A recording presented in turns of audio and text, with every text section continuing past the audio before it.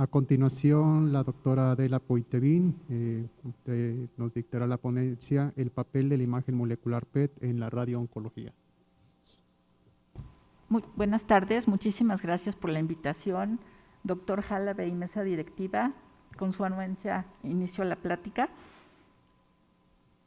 El índice que propongo es el uso de imagen molecular en radioterapia para la definición del blanco, la enfermedad recurrente, el seguimiento y las oligometástasis, y elegí 4 tumores en particular porque han sido los primeros y los que más hemos estudiado: cáncer de próstata, de pulmón, enfermedad de Hodgkin y cáncer de cabeza y cuello.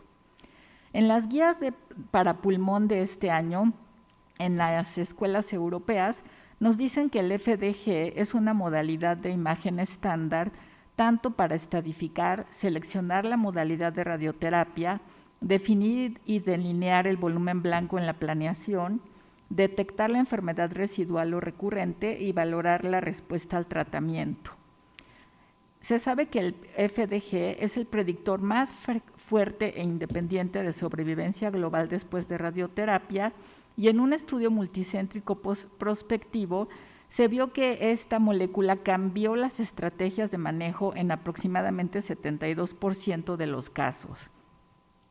En cuanto a su utilidad en la definición y contorneo del volumen blanco, se sabe que tenemos que identificar todas las localizaciones tumorables reconocibles, permitiendo el contorneo tanto del tumor primario como de los ganglios linfáticos.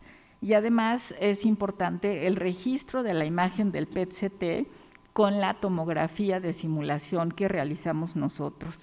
Eso es muy importante porque estas pequeñas lesiones que nos enseñó el doctor Criales, si no las registramos correctamente, hasta podemos equivocarnos de localización. Vamos a empezar con el cáncer de próstata. El cáncer de próstata, ya generalmente utilizamos siempre el PSMA y se usa para confirmar la indicación de radioterapia y como guía en la planeación de tratamiento. Siempre se necesita una biopsia, por supuesto, pero pacientes que tienen un PET-CT, PSMA lleno de enfermedad o con un antígeno elevado, se puede inferir sin tener que hacer una biopsia, sobre todo para casos paliativos. El impacto inmediato del PSMA PET-CT es la identificación de lesiones residuales o recurrentes tratables con radioterapia. Y este estudio me pareció muy interesante porque se ve el cambio en el plan de radioterapia. Por ejemplo, si teníamos radioterapia radical, radioterapia de desalmamento o radioterapia de oligometástasis, cómo hubo un cambio para la decisión de qué radiar, cambio en el tratamiento global o si no hubo ningún cambio. Y como pueden ver, sí es muy grande la influencia de este estudio. Puede haber recidivas bioquímicas sin metástasis, y entonces aquí el PET-CT con PSMA ha mejorado la precisión diagnóstica de la recurrencia con una sensibilidad superior a la imagen convencional, aún con niveles bajos de antígeno prostático específico. En cuanto a las oligometástasis, ya sabemos que son pocas metástasis y que se pueden curar con un objetivo de curación y no de paliación. Entonces se pueden tratar en forma diferente que antes cuando se hacía en una enfermedad difusa. Se utiliza la radioterapia estereotáctica corporal para tener abordajes locales ablativos en todas las lesiones que se puedan demostrar. En Estados Unidos todavía se utiliza la colina, no el PSMA, pero puede identificar pacientes que son candidatos a SBRT y el tratamiento resulta en una sobrevivencia libre de tratamiento hasta de 39.1 meses. Aquí tenemos, les voy a presentar casos nuestros en los cuales vemos un ganglio lumboaórtico que desaparece después de radioterapia, y estos son casos de diferentes tumores y diferentes localizaciones. Esta imagen me gustó mucho, aunque es muy chiquita. El paciente se diagnostica con este ganglio, este es el plan de tratamiento y este es 2 años después del tratamiento. O sea, podemos verdaderamente aunque antes decíamos un ganglio es la muerte del paciente, ahora ganglio todavía puede significar curación. Para el cáncer de pulmón, ya dijimos que hay guías muy importantes. Para el cáncer de células no pequeñas, resultó en fallas ganglionares aisladas en menos del 5% de los casos, porque es realmente muy fácil seguir a esta enfermedad. En los de células pequeñas, también tuvo una tasa más baja de fallas ganglionares, un 3%, comparada con si solo le hiciéramos una tomografía, que tendría un 11%. Dos cosas que me parecieron muy interesantes e importantes es que si le hacemos un PET-CT a un paciente y decidimos darle radioterapia, no deben exceder 3 semanas o al menos 4 en poder iniciar el tratamiento, ya que la tomografía que le vamos a hacer podría ya ser completamente diferente por una progresión de la enfermedad. Y sabemos también que para planear la radioterapia, si usamos el FDG, cambia la definición del blanco hasta en el 36% de los casos, y de un tratamiento que pudo ser curativo a uno paliativo en el 20% de los casos.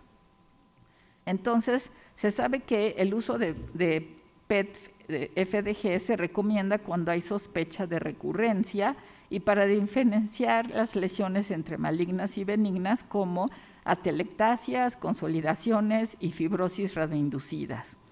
Las áreas que se trataron con SBRT sabemos que pueden seguir siendo captantes hasta 6 meses de tratamiento y con una captación baja hasta 2 años después del tratamiento, debido a la neumonitis en el parénquima alrededor de la lesión. Le agradezco estas imágenes a la doctora Mónica Blake, porque lo que podemos ver son los ganglios y la lesión en el pulmón, cómo se dio el tratamiento de radioterapia, cómo inició el tratamiento y cómo terminó el tratamiento. Vemos una involución muy importante del tumor, y esto no lo hubiéramos podido hacer antes, porque hubiéramos tenido que elegir todo un mediastino y toda una lesión.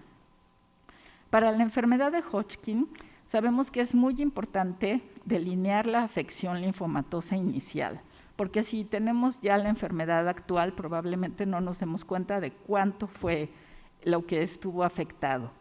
Y después, este segundo párrafo, lo que quiero decirles es que en radioterapia tenemos que evitar a toda costa la falla geográfica. Lo que queremos es curar al paciente, y entonces se tienen pasos críticos a seguir, que son la planeación y la administración del tratamiento, desde la inmovilización de alta calidad, la precisión en la delineación del tumor y los tejidos sanos, una planeación precisa y verificación de la administración del tratamiento. Todo esto nos lleva a un tratamiento que sea curativo.